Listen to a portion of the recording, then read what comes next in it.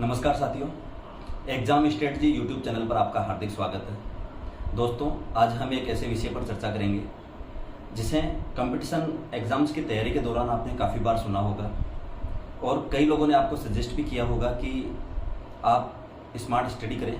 लेकिन वास्तव में स्मार्ट स्टडी क्या होती है, ऐसी कौन कौन सी बातें हैं जो हमें ध्यान में रखनी चाहिए, उन पर आज हम चर्चा करेंगे। स्मार्ट स्टडी कम समय, कम मेहनत और कम संसाधनों में भी हमें जल्दी सफलता दे सकती है। यानी मिनिमम टाइम में मैक्सिमम रिजल्ट देने की जो स्ट्रेटजी है उसे हम स्मार्ट स्टडी मान सकते हैं। जैसा कि आप देख रहे हैं कि अब वो समय नहीं रहा जब हम एक दो किताबें पढ़ के या कुछ गाइड्स को रट के हम एग्ज़ाम क्रैक कर लेते थे। आज मल्टीपल अप्रोच की ज़रूरत है और ऐसे इनोवेशन की ज़रूरत है जिससे कि हम हमारी जो कंपटीशन है उसके साथ हम आगे बढ़ सकें।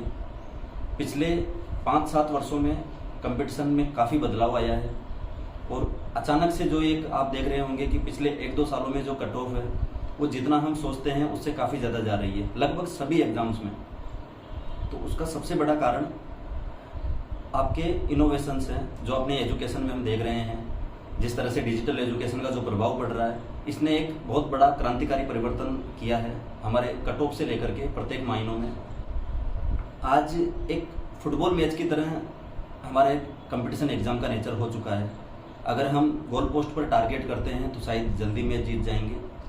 तो हमें हमारा गोल पोस्ट क्या होना चाहिए, ऐसी कौन सी बातें हैं, उनमें सबसे पहली बात है आपका सिलेबस।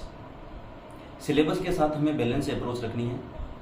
सिलेबस के साथ हम कई बार गलती ये करते हैं कि सिलेबस के वे जोन जहाँ पर हम कंफर्टेबल हैं और हमारा फेवरेट जोन है वहाँ हम बहुत ज़्यादा पढ़ते हैं। वहीं कुछ ऐसे पार्ट होते हैं जहाँ हम कंफर्टेबल नहीं हैं तो उनको हम बहुत कम पढ़ते हैं, जिससे कि हमारी तैयारी में जो उतार चढ़ाव है वो ज़्यादा अंतर पैदा कर देता है। तो उससे हमें बचना होगा। हमें सिलेबस के साथ जस्टिस करना है।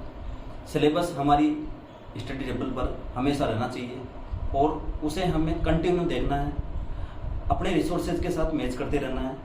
उसमें आप अंडरलाइन करते रहो कि कौन सा आपका पार्ट हो चुका, कहाँ पर आप कमज़ोर हो। यानी सिलेबस हमेशा आपकी तैयारी के आसपास रहना चाहिए तो आप ज़्यादा अच्छा परफॉर्मेंस कर पाएंगे। दूसरी बात, सिलेबस को लेकर के हमें ये भी ध्यान में रखना होगा कि हमें नॉलेज गेन करना है, वो केवल एग्ज़ाम क्रैक करने के लिए। हमें विद्वान या ज्ञानी बनने की कोशिश नहीं करनी। तो एग्ज़ाम के प्रीवियस पेपर हैं उनको आप देखते रहो, उनके साथ अपना सिलेबस मैच करो, अपने रिसोर्सेज मैच करो और अपनी पढ़ाई जारी रखें। आपका परफॉर्मेंस निश्चित रूप से सुधरेगा। दूसरी जो सबसे महत्वपूर्ण बात मैं मानता हूँ वो है कि आपकी रिवीजन प्लानिंग अच्छी होनी चाहिए। रिवीजन प्लानिंग से मेरा मतलब है कि पढ़ी हुई चीज़ें जल्दी आपके सामने दोबारा आए, ऐसा आपको अपनी रणनीति बनानी होगी पढ़ने की। कि हमें 5-2 अप्रोच रखनी चाहिए। यानी सप्ताह में 5 दिन तक आप खूब पढ़ें और लास्ट के 2 दिन बचा करके रखें कि मेरे को सिर्फ रिवीजन करने हैं। उन 5 दिन में आपने जो पढ़ा है वो अंतिम 2 दिनों में आप रिवाइज करें। अगर आप इस स्ट्रेटजी से पढ़ते हैं तो आप मान के चलिए कि महीने में 4 बार आप पढ़ लेंगे। इनको जब आप लास्ट के 2 दिन में जल्दी जल्दी पूरा कर लेंगे तो आपकी तैयारी काफ़ी अच्छी हो जाएगी। और जब इस तरह से एक रिवीजन की पूरी चेन बन जाएगी और उसका आपकी मेमोरी पावर पर बहुत अच्छा सकारात्मक असर पड़ेगा, जो अंततः आपको परफॉर्मेंस के स्तर पर दिखेगा। तो रिवीजन प्लानिंग अच्छी होनी चाहिए, आपको इस पर फोकस करना है। तीसरी बात कि हमें कंसेप्ट पर ध्यान देना है। हमें वन लाइनर या ऑब्जेक्टिव कम से कम पढ़ने हैं। सबसे पहले तो ध्यान ये रखें आप कि किसी भी सब्जेक्ट को जब तक वो अच्छी तरह से पूरा नहीं हो जाए तब तक आप वन लाइनर या ऑब्जेक्टिव पढ़े ही नहीं। आपको ऑब्जेक्टिव केवल तभी पढ़ने हैं जब वो सब्जेक्ट आपका अच्छी तरह से पूरा हो चुका और आप उसको एज ए मॉडल पेपर या मॉडल टेस्ट पेपर में आप प्रैक्टिस कर रहे हो, वहाँ आपकी परफॉर्मेंस सुधारने में मदद करेगा। चौथी जो सबसे महत्वपूर्ण बात है वो है कि आपकी अप्रोच, आपका फोकस सिर्फ वहीं तक रहना चाहिए जो स्थिति आपके नियंत्रण में है, जिन पर आप कंट्रोल कर सकते हो। आप कंट्रोल क्या कर सकते हो? खुद की मेहनत, खुद की जो स्ट्रेटजी है उसको आप कंट्रोल कर सकते हो। आपके जो रिसोर्सेज हैं, आपका सिलेबस है, इन सब चीज़ों के साथ आपको स्ट्रगल करना है। इन्हीं तक आपका अपने आप का कंट्रोल चल सकता है। तो आपको इन्हीं पर ध्यान देना है। एग्ज़ाम सेंटर कहाँ है, कौन करवा रहा है, करप्शन कितना बढ़ रहा है, पेपर लीक होगा या नहीं होगा, कौन कौन से गिरोह चल रहे हैं, एग्ज़ाम आगे बढ़ रहा है कि नहीं बढ़ रहा, कौन सा आंदोलन कब चल रहा है, इन सब चीज़ों पर आपको ध्यान नहीं रखना।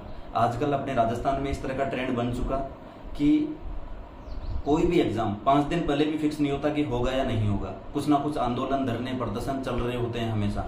तो इन सब बातों पर अपने को ध्यान नहीं रखना, हमेशा पॉजिटिविटी रखनी है एग्ज़ाम को लेकर के। और ये ध्यान रखना है कि कम से कम आपकी तैयारी पर इस बात का फ़र्क नहीं पड़ना चाहिए कि कितना करप्शन हो रहा है। मैं इस बात को मानता हूँ कि हाँ, अपने में से कई लोग हैं, कई अभ्यर्थी हैं जो नाजायज़ तरीके से, गलत चैनल से आप सरकारी नौकरियों तक पहुँच रहे हैं, करप्शन के माध्यम से, पेपर लीक, पेपर सेंटर पर या फर्जीवाड़े की तरह से।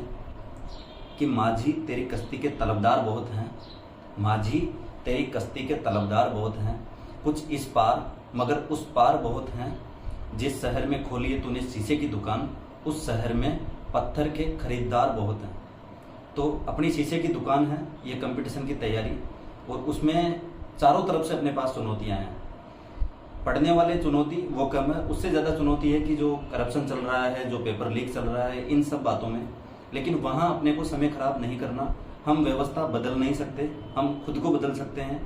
व्यवस्था बदलने के लिए ज़रूरी है कि हम व्यवस्था में आएँ, पहले उसका सिस्टम का भाग बने, तब जाकर के हम कुछ सुधार कर पाएंगे। तो उसके लिए आपकी तैयारी, आपकी अप्रोच हमेशा उन बातों तक सीमित रहे जिस पर आपका कंट्रोल है। जो लास्ट बात मैं मानता हूँ वो है कि आपको अपनी नेचुरलिटी के हिसाब से अपना खुद का टाइम टेबल सेट करना है। अभी ऐसा प्रचलन चल रहा है कि जैसे हम अपने आप को एक मशीन बना रहे हैं। हम कई बार क्या करते हैं, खुद भी ऐसा टाइम टेबल सेट कर देते हैं कि 4 से 6 तक मैं हिंदी पढ़ूंगा, 6 से 8 तक मैं इंग्लिश पढ़ूंगा, उसके बाद मैं मैथ पढ़ूंगा, फिर मैं राजस्थान जीके पढ़ूंगा। उससे हम एक मशीन बन जाते हैं। आपको कभी भी अपना टाइम टेबल दूसरों के कहने से नहीं बनाना। आपको सुबह पढ़ना है, शाम को पढ़ना है, दिन में पढ़ना है, ये आप ज़्यादा अच्छा जानते हैं। किसी और के कहने से आप अगर सुबह के 4 बजे उठ रहे हैं तो शायद गलत है। जो आपकी नेचुरलिटी है उसके साथ आप जाइए, अपनी मौलिकता के साथ कभी भी समझौता नहीं करना। रिजल्ट आपको अपनी मौलिकता दिलाएगी। किसी अन्य व्यक्ति की नकल करके या किसी अन्य लोगों से कंपटीशन करके आप अपने आप को तनाव दे सकते हैं, खुद को मशीन बना सकते हैं, लेकिन उससे आपको रिजल्ट नहीं मिलेगा। तो कोशिश करें, अपनी क्षमताओं पर भरोसा रखें, अपने ऊपर विश्वास रखें कि आप ये कर सकते हैं। खुद के बारे में अपने को ज़रूर कुछ ना कुछ गलतफहमी होनी चाहिए। अपने को ऐसा लगना चाहिए कि मैं जीवन में कुछ ना कुछ बेहतर करूँगा, मैं बहुत कुछ कर सकता हूँ। ऐसा अपने को विश्वास होना चाहिए अपने ऊपर, तभी जाकर के हम शायद जीवन में कुछ आगे बढ़ पाएंगे और अपनी क्षमताओं का बेहतर उपयोग कर पाएंगे। और बाइबल में जैसा कि एक लाइन लिखी हुई है कि जाओ और पहाड़ को उठा करके समुद्र में फेंक दो। यानी कि मनुष्य से बड़ा बलवान कुछ भी नहीं है, मनुष्य से बड़ा सामर्थ्य किसी के पास नहीं है। तो प्रत्येक व्यक्ति अपनी विशिष्ट क्षमताओं के साथ है। तो उन क्षमताओं पर आपको भरोसा रखना है। आपको मान के चलना है कि अगर आप पढ़ते हैं, आप मेहनत करते हैं तो ज़रूर सफल होंगे। इस पॉजिटिविटी के साथ आप पढ़ें। बाकी आपको बहुत बहुत शुभकामनाएं। Thank you.